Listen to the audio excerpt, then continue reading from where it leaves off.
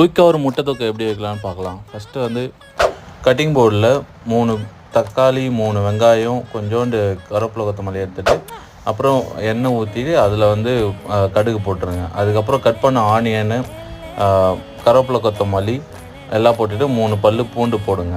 போட்டுட்டு மஞ்சத்தூளை வந்து கொஞ்சம் ஆட் பண்ணுங்கள். ஆட் பண்ணிவிட்டு வதக்கிக்கிட்டே இருங்க. அப்புறம் தக்காளி போடுங்க. தக்காளி போட்டு முடிச்சிட்ட உடனே அப்புறம் திருப்பி கொஞ்ச நேரம் வதக்கிக்கிட்டே இருந்து சிம்மாக வைங்க. சிம்மாக வச்சுட்டு வதக்கிக்கிட்டே இருங்க. வதக்கி முடிச்சிட்ட அப்புறம் கொஞ்ச நேரம் மூடி வச்சுட்டு அதில் வந்து 2 ஸ்பூன் வந்து மிளகாத்தூள் போடுங்க. மிளகாத்தூள் போட்டு கொஞ்ச நேரம் வதக்கிட்டு அதுக்கப்புறம் தண்ணியை வந்து ஒரு 1/2 டம்ளர் வந்து உங்களுக்கு எவ்வளோ தண்ணி வேணுமோ அவ்வளோ போட்டுருங்க. அப்புறம் உப்பு போடுங்க. உப்பு போட்டுட்டு 4 முட்டையை எடுத்து உடச்சி அதுலேயே ஊற்றுங்க. அதுக்கப்புறம் வந்து பொறுமையாக வச்சுட்டு க்ளோஸ் பண்ணிட்டுருங்க. க்ளோஸ் பண்ணிட்ட அப்புறம்